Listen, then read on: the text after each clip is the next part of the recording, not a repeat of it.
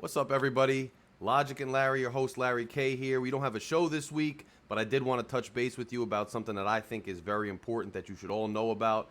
First of all, I just want to, give an update that Logic and Larry going forward, I'm working on it. I'm excited about it. I think Logic and Larry going forward is going to be simulcast on YouTube, on Facebook, and other mediums at the same time when there's a live show. So people on Facebook just scrolling through will be able to check it out. People will be able to come to YouTube. And then, of course, to everybody that listens to the recorded versions later, it'll all be out on every major platform from Apple Music to Amazon to Stitcher, everywhere else. So that's just some news on Logic and Larry. We'll be back with a live show next week. Of course, there's a ton of news going on, but I wanted to touch base with you today because, and it's not about the insurrection hearings, and it's not about, the heat wave, although those are important news stories, they're going on. The news is doing just a fine job covering the absolute crap out of them. What the news has not been covering as much as I think they should, and what I think is probably some of the biggest news to come out about this country this summer, obviously below the Roe rulings from the Supreme Court and the gun rulings from the Supreme Court and those things, but something pretty impactful has recently come out of the United States Senate, and it's not a done deal yet, but I wanted to talk to you guys about it. There is a bipartisan Senate bill that is currently being presented to the full Senate that I expect will pass because Mitch McConnell has already kind of indicated that he might support this bill. The bill has 9 Republican sponsors already. They only need 10, assuming every Democrat votes for the bill. They only need 10 Republicans total to pass the bill. They already have 9 who helped write the bill. So all they need is one more Republican, and they'll get it passed. I think they're going to get more than one Republican. I think they're going to get a good amount of Republicans to pass this bill. And it's called the Electoral Count Reform Act. That's one of the bills. It's actually 2 bills, the Electoral Count Reform Act. And the second bill deals with the transition of power between 2 people, and that's the Presidential Transition Improvement Act, and I have it here.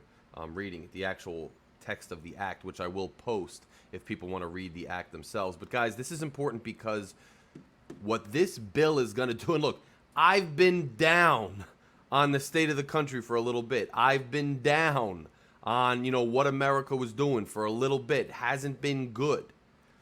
But I can tell you that this is one of my more prideful, encouraged, optimistic moments of this whole summer, maybe this whole year, maybe of several years. This moment is huge for maintaining our freedom, our free elections, our democratic way of life. Because what occurred, and I do think that a lot of the reason why this bill has now come to light is because of these hearings taking place in Congress. And look, no matter what side of the political spectrum you're on, whether you like Donald Trump, whether you didn't, whether you voted for him, whether you didn't, you really should, if you're just an inquisitive human being or even a little bit interested in our country and how our country works, and even a little bit interested in kind of what happened with that whole hoopla on January 6th, and a little bit interested in what somebody like Donald Trump has done behind the scenes and the kind of person he is and the people around him and the kind of people that are in the Republican Party in Trump's inner circle that are good people who want to continue to do the right things, even though they're proud of some of the policy accomplishments of the Trump era. Anybody with an inquisitive mind and an open mind, I don't care what side of the spectrum you are, you should watch. And don't watch some news highlight of the January 6th hearings. Go actually watch the actual hearings. Go watch some of the testimonies of individual people, just for your own knowledge. And then make your own decisions about what you think happened, how culpable you think former President Trump is, how culpable you think he is in the whole situation, what you think caused the riot, if you think it's a threat. And you might already have a preconceived notion it's not a threat, it's not a big deal. Or you might have a preconceived notion that that's the most terrible thing in the world. Get rid of all of it. Just go watch the hearings. The evidence speaks for itself, and I'll tell you that it's like 95% Republicans witnesses. Like almost every witness who's talking about this are Republicans. And a lot of the questioning is being led by 2 Republicans on the committee. So it's not some partisan thing. You should really check it out. But I think that those hearings have been a big catalyst for these 2 bills that came out of this bipartisan committee. What they do is they essentially prevent a political coup from happening in the way that it was attempted on January 6th. On January 6th, they attempted to have states not certify their election results or have their electoral college members vote the opposite way because the state legislatures, if they went into it, or if they bought it, or the Secretary of State, like in Georgia, if they bought the story that the election was rigged, that the voting machines were rigged, that it was, some kind of fraudulent election, that the state electors, they could change the electoral college members, they could vote a different way than the popular vote of their state. That was the first tactic. The second tactic was to have the vice president, Mike Pence, who actually, slams the gavel and certifies the count, refused to certify the count because he was going to say, look, the count is unreliable because it's fraudulent. And the third was to have members of the Senate and the House object to the count in certain states and thus delay the certification of the vote. With all you need is one objection, and you can delay it and drag it out and maybe cause a lot of trouble. So this bill gets rid of each and every one of those problems. First thing it does is it says 6 days before the election. 6 days before the election, you've got to send a sealed document.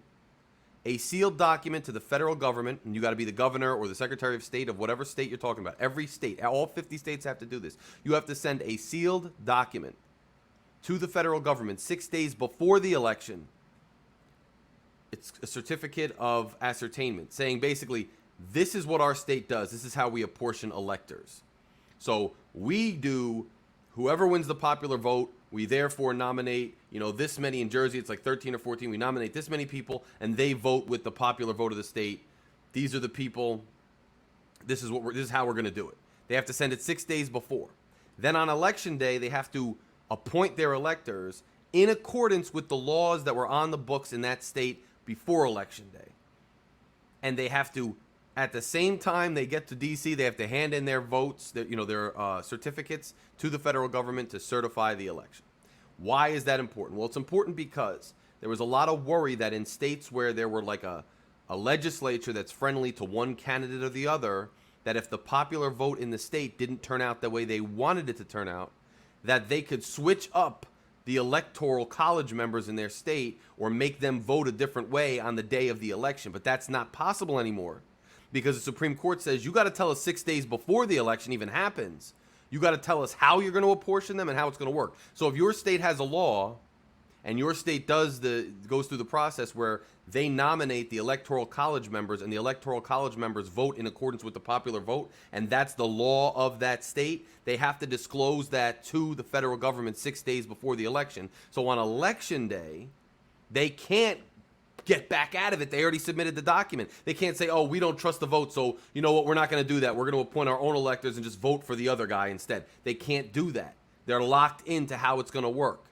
They're locked in. Now, of course, they could try to change it. Now, this is the interesting caveat. Different states could try to change the law where the electors could just vote any way they want. But that wouldn't be good for anybody. Because even if you're a Republican state who wants a Republican candidate, you start doing that, they could all vote Democrat or something on another, years down the road. I think most states are going to continue to do what they do, which is most of them award based on the popular vote. Once in a while, you get a faithless elector. That's a problem, but, it doesn't usually shake up the whole electoral college. Some states like Nebraska, they award like one vote to the district where Omaha is, and then the other votes to the rest of the state. They'll have to disclose that 6 days before.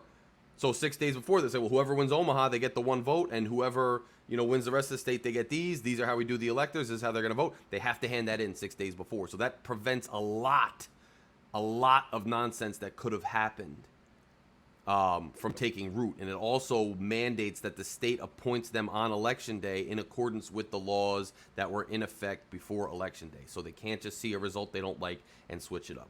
That's huge.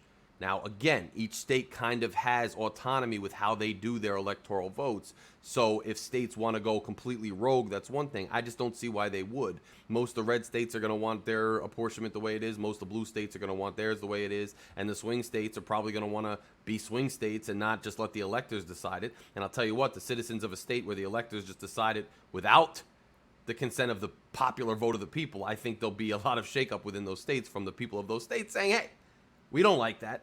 So I think despite the autonomy of the states, that those new parameters for the submission of the certificates of ascertainment is going to go a long way in preventing states from manipulating the electoral college vote. The second thing that this bill does is it expressly and explicitly declares that the Vice President of the United States who presides over the vote count, the Vice President is strictly a ministerial position, strictly conducting ministerial duties, i.e., the Vice President has absolutely no authority, and it's now codified, it's now completely express that the Vice President cannot just decide not to certify the vote or only certify it if they think so, or to resolve any disputes arising out of contested votes or objections. They have no such authority. The only thing the Vice President can do is just take the paper, open it, and say, this many votes, this many votes. They are strictly there to do a job. They don't have any autonomy whatsoever, which prevents the possibility that they were debating. Most people said Pence didn't have that responsibility anyway, or didn't have that authority anyway, but there was some legal question. That legal question is completely and expressly eliminated. The Vice President cannot unilaterally, nullify a popular vote or neglect to certify it. Cannot happen. Cannot happen. It also modifies the third problem we had, which was the objections. It used to be any member of the joint session could raise an objection and could delay it for God knows how long. Now you need 20%. 20% of the Senate, 20% of the senators have to sign on to a written objection to a specific state certification or a vote. They have to have 20% sign off on it. Then the two respective houses will retreat to their respective chambers, and they will vote on whether the objection is upheld or not. They will come back, and if the objection is upheld, they can throw out that one vote or that state, that state's electoral college tally. They can reduce it by 1 or 2 or whatever. Or, if it's rejected by both chambers or whatever it is, then they go back and they keep counting. And they have a time limit on how long they can drag that out. So that's another thing. You can't just have 1 or 2 rogue members of Congress going out there and objecting and making everything go haywire. You need a written objection with 20% of the members of the chamber signing off on it. It's another big thing that prevents a lot of nonsense, a lot of confusion, a lot of opportunity to delegitimize and destabilize our electoral process. So that's huge. Now, the second thing is like a whole separate bill. It's actually the Transition Improvement Act. What that does is essentially, if a candidate concedes, they say, look, I lost, then there's no question. The transition, funds and the transition committee and the personnel and the allotment of funds for transitioning all goes to the one president, or if it's an incumbent, obviously whatever funds just go to him and nothing goes to an incoming president because there is none. However, if 2 candidates don't concede like we saw last time, then this bill allows the transition funds and the laws, governing transition committees and transition teams and et cetera to extend to both potential candidates. Therefore, you can't hold out on a candidate that you don't want to give up the presidency to because you're in the middle of contesting the election. They still get access, they still get resources, they still start to be able to prepare for a transition. This is important because in any political coup, if you double down on, trying to destabilize the legitimacy of somebody else's candidacy, and you dispute the results of an election, and you can withhold, financially and physically that person from having access to the transition, you really have a lot. You've gone over the finish line a lot, or not the finish line, but the halfway mark a lot on an actual coup, because you're keeping the challenging candidate out of office. That's eliminated now. You will get funds, you will get access if you are a candidate who has a viability to win until a formal declaration of the winner has been announced.